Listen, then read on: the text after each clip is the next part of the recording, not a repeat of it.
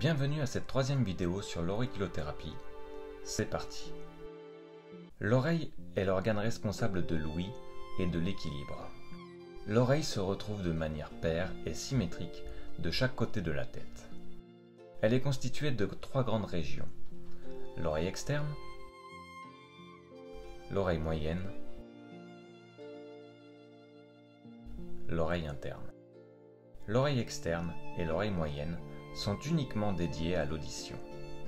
L'oreille interne est impliquée dans l'audition et l'équilibre.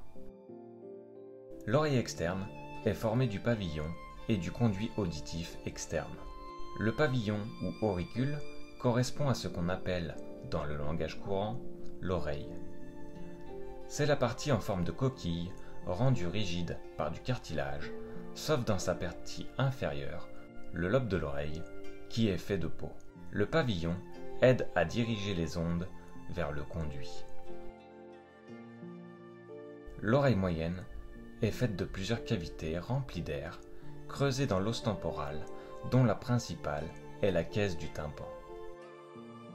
Elle contient les trois plus petits os du corps humain: le marteau, l'enclume, l'étrier.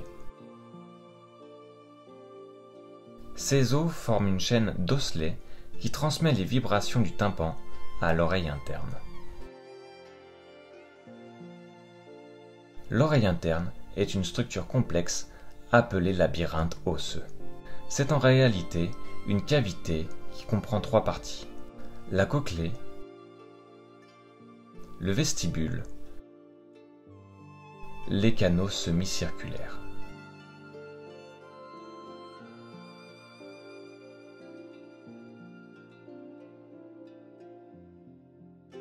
L'équilibre est maintenu grâce à l'appareil vestibulaire de l'oreille interne. Le vestibule et les trois canaux semi-circulaires sont tapissés de cellules ciliées sensibles au mouvement.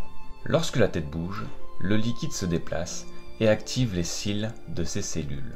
Elles produisent alors un message nerveux envoyé au cervelet pour informer de la position de la tête. Au niveau des cellules ciliées des canaux semi-circulaires, on trouve des petits cristaux en suspension dans le liquide. En mouvement, ces cristaux pèsent plus ou moins sur les cellules ciliées. De la même manière, un message est envoyé au cerveau pour informer de la position du corps dans l'espace. Le maintien de l'équilibre fait également appel au système visuel et musculaire. En fonction de toutes les informations reçues, le cerveau ajuste si besoin la posture par l'activation de certains muscles.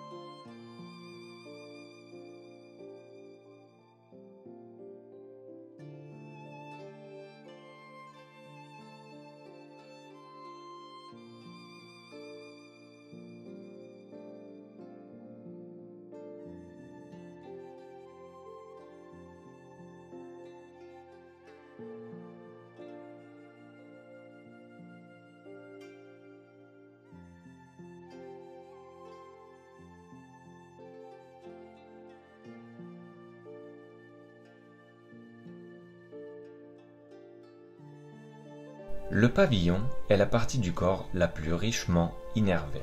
Aucun autre endroit ne peut se prévaloir d'une aussi riche innervation. Le pavillon est innervé par trois nerfs importants. Au centre, le nerf vague est aussi appelé pneumogastrique.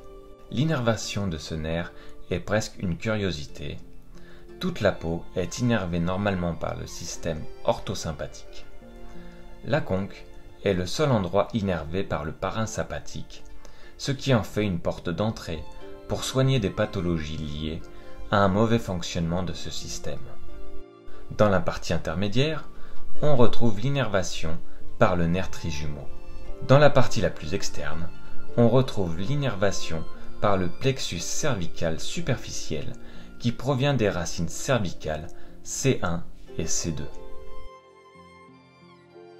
Je vous rappelle que les informations de la chaîne Acupuncture et Bien-être sont données à des fins exclusivement pédagogiques, éducatives et informatives et en aucun moment ne constituent une formation.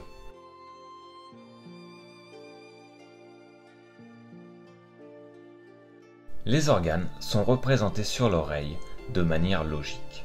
Sur l'oreille, le corps est représenté à l'envers, tête en bas et pieds en haut. La représentation de la tête se trouve sur le lobule, le thorax dans l'hémiconque inférieur, l'abdomen dans l'hémiconque supérieur. Les représentations des organes sur l'oreille suivent les lois de l'embryologie. Les dérivés de l'endoderme sont au centre de l'oreille. Les dérivés du mésoderme sont localisés dans la partie intermédiaire du pavillon. Les dérivés de l'ectoderme sont représentés sur la bordure et le lobule. Le pavillon se développe à partir du centre vers la périphérie. Au centre se trouve la conque avec la localisation des viscères. Dans la partie moyenne, l'antellix avec la localisation du système locomoteur. Dans la partie la plus périphérique, le système nerveux avec la peau. Sur le tragus se trouvent les localisations qui correspondent aux fonctions de latéralité.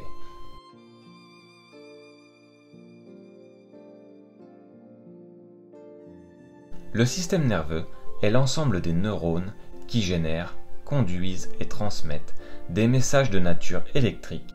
Il est constitué du système nerveux central, c'est-à-dire de la moelle épinière et de ses 31 paires de nerfs rachidiens, plus l'encéphale. Du système nerveux périphérique, c'est-à-dire des nerfs crâniens et des nerfs rachidiens issus de la moelle épinière. Du système nerveux autonome ou végétatif, qui fonctionne de manière inconsciente. Il comprend le système nerveux sympathique et parasympathique.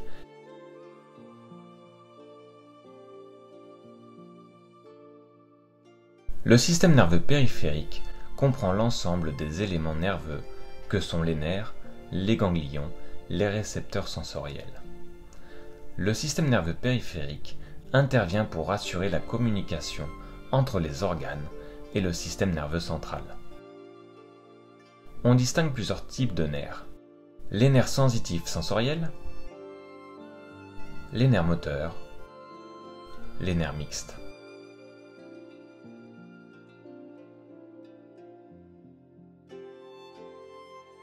C'est la partie du système nerveux qui fonctionne inconsciemment.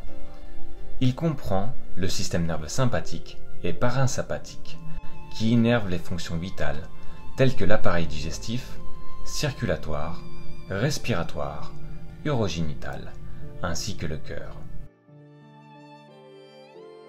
Les organismes sont soumis en permanence à des stimuli provenant de l'environnement et de l'intérieur du corps. Ces informations sont traitées par l'organisme afin qu'il puisse élaborer une réponse appropriée qui lui permette de maintenir son intégrité.